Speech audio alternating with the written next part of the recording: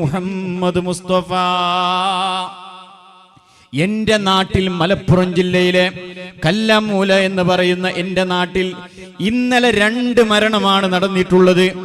എന്റെ സഹോദരന്മാരെ, ഒരു ഗഫൂർ എന്ന് പറയുന്ന സഹോദരൻ ടാപ്പിങ്ങിന് വേണ്ടി കാട്ടിലേക്ക് ടാപ്പ് ചെയ്യാൻ വേണ്ടി പോവുകയാണ്.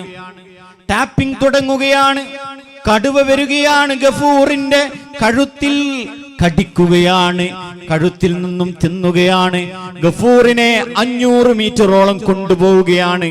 ഗഫൂർ മരിച്ചു വീഴുകയാണ്. നാട്ടുകാർ പ്രശ്നകലുഷിതമായ അന്തരീക്ഷമാണ്.